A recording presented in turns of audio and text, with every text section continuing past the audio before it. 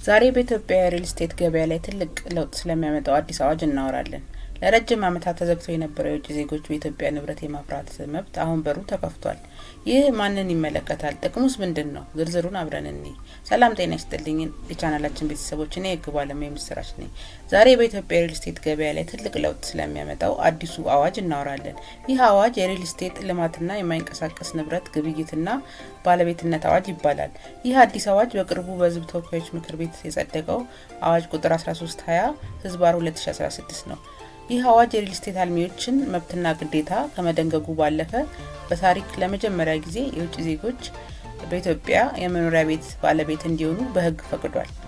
አዲሱ አዋጅ በዋናነት በኢትዮጵያ የመኖሪያ ቤት ንብረት እንዲያፈሩ የፈቀደላቸው አንደኛ ትውልደ ኢትዮጵያውያን ቀደም ሲል የነበረ ቢሆንም አሁን አሰራሩ ይበልጥ ግልጽ ሆኗል። የውጭ ሀገር ዜጎች በተመለከተ ቀደም ሲል በኢትዮጵያ ቤት መግዛት የማይችሉ የውጭ ዜጎች አሁን የመኖሪያ ቤት መግዛት ይችላሉ። ሌላው ዲፕሎማቶችና የዓለም አቀፍ ድርጅት ሰራተኞች እነዚህ አካላትን በህጋዊ መንገድ ቤት እንዲገዙ ተፈቅዶላቸዋል። መብቱ የሚመለከተው የመኖሪያ ቤት ላይ ብቻ ሲሆን በተለይም አፓርታማዎችንና የተቀላቀለ አገልግሎት የሚሰጡ ህንጻዎችን ትኩረት ያደረገ ነው። አዋጁ ቀደም ሲል ለኢትዮጵያውያንና ለትውልደ ኢትዮጵያውያን ብቻ ተወስኖ የነበረው መብት አላልቶታል። አሁን በሚከተሉት አካላት መግዛት ይቻላል። የውጭ ዜጎች ማንኛውም የውጭ ሀገር ዜጋ በኢትዮጵያ ውስጥ የመኖሪያ ቤት መግዛት ይችላል። ዲፕሎማቶችና ዓለም አቀፍ ድርጅቶች ለቢሮ ወይም ለሰራተኞቻቸው መኖሪያ የሚሆን ንብረት በባለቤትነት መያዝ ይችላሉ። ምን አይነት ንብረት ነው የሚፈቀደው የሚለውን ስናይ አዋጁ የሚፈቅደው ለአፓርታማ እና ለተቀላቀለ አገልግሎት ህንጻዎች ብቻ ነው። የውጭ ዜጎች ባዶ መሬት ገዝተው እንዲያጥሩም አይፈቀድም። የሚገዙት ተገንብቶ ያለቀ ወይም ግንባታው የተጀመረ ቤት መሆን አለበት።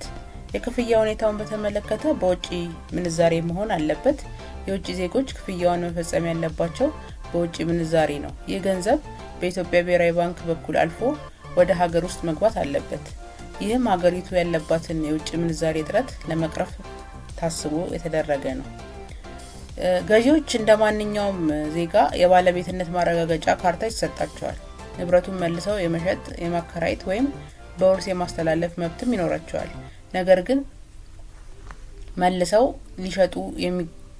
ሲሸጡ የሚገኘው ትርፍ ላይ የሚጣል የታክስ ህግ ይኖራል። አልሚዎች ቤቱን ከመሸጣቸው በፊት በቂ ዝግጅት ማድረጋቸውንና የባለቤትነት መብታቸው የተረጋገጠ መሆኑን የመንግስት አካላት ይቆጣጠራሉ። ይህም ገዢዎች እንዳይጭበረበሩ ጥንቃቄ ለማድረግ ነው። ለምን መንግስት ይህን ወሰነ ብላችሁ ልትጠይቁ ትችላላችሁ። ዋና ዋናዎቹ ምክንያቶች የሚከተሉት ናቸው። የውጭ ምንዛሬ ግኝት።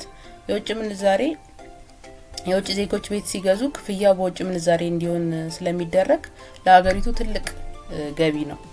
የሪል ስቴት ዘርፉንም ያነቃቃል። በኢትዮጵያ አሁን እየተገነቡ ያሉ በርካታ አፓርታማዎች ገዢ እንዲያገኙ ይረዳል። ሌላው የከተማ ውበትና ልማት። የኮሪደር ልማቱን ተከትሎ የሚገነቡ ዘመናዊ ቤቶች ባለቤት እንዲኖራቸውም ያደርጋል። ጥንቃቄ የሚያስፈልጋቸው ጉዳዮች ግን አሉ። ይህ ውሳኔ መልካም ጎን እንዳለው ሁሉ ስጋቶችም አሉት። ለምሳሌ ይህ አዲስ አዋጅ ትልቅ እድል ይዞ መምጣቱ ባይካድም በብዙዎች ዘንድ የሚነሱ ስጋቶች አሉ። እነዚህም ትልቁ ስጋት የቤት ዋጋ ላይ የሚኖረው ተጽዕኖ ነው። የውጭ ዜጎች በጠንካራ ምንዛሬ ቤት መግዛት ሲጀምሩ የሪል ስቴት አልሚዎች ትኩረታቸውን ወደ እነሱ ሊያደርጉ ይችላሉ። ይህ ደግሞ በብር ለሚገዛው የሀገር ውስጥ ነዋሪ የቤት ዋጋን ከአቅም በላይ ሊያደርገው ይችላል። መንግስት ይህንን ለመቆጣጠር ምን አይነት የዋጋ ገደብ ወይም የታክስ ስርዓት ይዘረጋል የሚለው ገና የሚታይ ነው። ሌላው ነጥብ የቤት ኪራይ ነው። ብዙ የውጭ ዜጎች ቤቶችን ለኢንቨስትመንት ለማከራየት ሊገዙ ይችላሉ። ይህ በአንድ በኩል የአቅርቦት እጥረትን ሊቀርፍ ቢችልም በሌላ በኩል ግን ኪራዩ በዶላር እንዲሆን ወይም የውጭ ዜጎችን ብቻ ያማከለ ከፍተኛ ዋጋ እንዲኖረው ሊያደርግ ይችላል። ሌላው ቤት ለመግዛት ለሚፈልጉ የውጭ ዜጎችም ጥንቃቄ ያስፈልጋል። ገንዘቡ በህጋዊ መንገድ በባንክ በኩል መግባቱ መረጋገጥ አለበት። አዋጁ የሚፈቅደው የመኖሪያ ቤት ላይ ብቻ ስለሆነ ለንግድ ስራ ወይም ለሌላ ዓላማ የሚሆኑ ቦታዎችን ከመግዛት በፊት ህጉን በደንብ ማየት ያስፈልጋል። ከዚህ ቀደም በሪል ስቴት ዘርፍ የነበሩ የካርታና የይዞታ መዘግየቶች ለውጭ ዜጎችም እንቅፋት እንዳይሆኑ የአሰራር ግልጽነት ያስፈልጋል። ሌላው የማህበራዊ ትስስር ለውጥ ሲሆን የተወሰኑ መንደሮች ወይም ሰፈሮች ለአንድ ወገን ብቻ የመሆን እድላቸው ሰፊ ነው። ይህ ደግሞ የከተማዋን ማህበራዊ ስብጥር ሊቀይረው ይችላል።